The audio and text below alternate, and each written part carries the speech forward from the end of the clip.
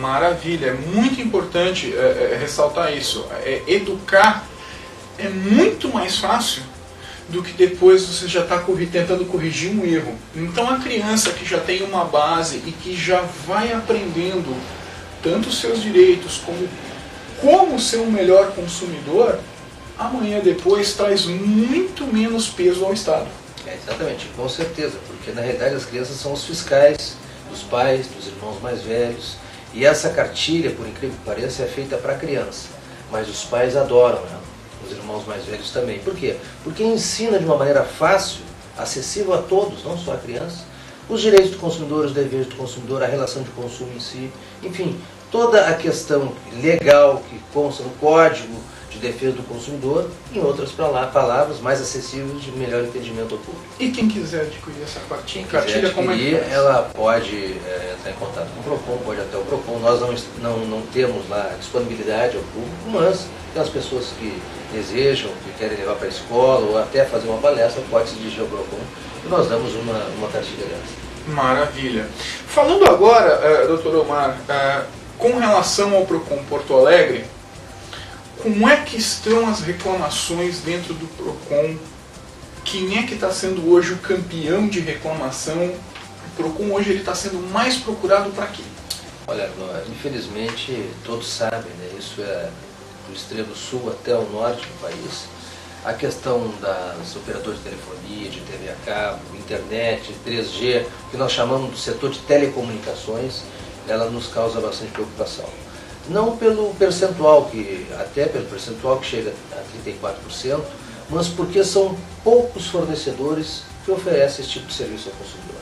Nós temos na área de produtos, que é o campeão, mais ou menos 35% de reclamações, e na área das telecomunicações 34%. Então, na área de produtos, nós temos uma infinidade de produtos e uma grande quantidade de lojistas. Mas na área de telecomunicações, nós temos aí poucos fornecedores, dá para contar nos dedos dos fornecedores, e isso é que nos chama muita atenção, e nós, evidentemente, agimos, inclusive em parceria com o Conselho Municipal de Defesa do Consumidor, para coibir esse tipo de abuso das operadoras de telefonia, enfim, do setor de telecomunicações. Maravilha. E quais são os abusos mais comuns dentro dessas operadoras de telefonia, que eu acho que é um caso que o telespectador, se não teve ainda um problema com o seu telefone, vai ter. Ou conhece alguém. Ou conhece alguém que teve, com certeza. Na realidade, os problemas são vários, mas é pós-venda. Né? A gente fala aqui em pós-venda. Quer dizer, o consumidor hoje que quiser adquirir um telefone, ele adquire esse telefone no prazo de 15 minutos, e dali a 10 minutos está falando para o mundo inteiro. De uma maneira fácil. Agora, se ele tiver um problema nesse seu telefone, primeiro ele vai até a loja não atende. Não, tem que ser pelo call center. Então, através do call center, o consumidor perde, né, aquela identificação com o seu fornecedor. Ele vai falar com uma terceirizada. E a terceirizada, muitas vezes, não consegue resolver o problema do consumidor. Mas só um minutinho, desculpa, sem querer lhe interromper, mas interrompendo, eu tenho uma dúvida aí. Porque, se eu não me engano, a Anatel já se manifestou com relação a isso, e para a Anatel é indiferente você ligar para o call center ou ir na loja, eles têm que atender do mesmo jeito. Não é verdade? Existe um decreto que regulamentou, o decreto dos saques, e existe uma legislação própria disso, mas eles ainda têm um prazo para que seja feito esse tipo de operação. Inclusive tem uma operadora que já abriu, ou está abrindo agora, uma loja em Porto Alegre que só vai atender o consumidor, não vai vender equipamento nenhum, não vai vender serviço, não vai vender produto, só vai atender o consumidor. Então, isso tem um prazo que vai até 2012, 2016, se não me engano, e que as operadoras vão ter que também atender na sua própria loja. Por que isso? Porque é mais fácil, aonde eu comprei o meu produto, eu vou lá, o meu serviço, eu vou lá e reclamo diretamente. Agora, se você vai falar num call center, muitas vezes você não consegue ligação. Depois de conseguir ligação, você tem que fazer todo o relato, você tem o número de protocolo e tem o prazo do decreto, prazo de 5 dias para a solução do problema e retorno ao consumidor. Essa questão da solução do problema do retorno ao consumidor é que está gerando reclamações ao PROCON de Porto Alegre. Por quê?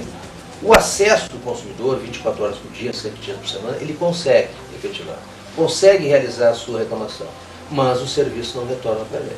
Ou seja, existe um problema localizado na solução dessa demanda do consumidor. O PROCON, quando chega algum consumidor no PROCON, que evidentemente já passou pelo call center, nós temos uma taxa de resolução de cerca de 95%, 98% quando as questões se referem à telefonia. Por que isso? Porque nós temos uma ligação direta com essas operadoras de telefonia. Então fica mais fácil nós intermediarmos essa solução do problema e solucionar de forma efetiva. Agora, nós não podemos nos tornar call center das operadoras.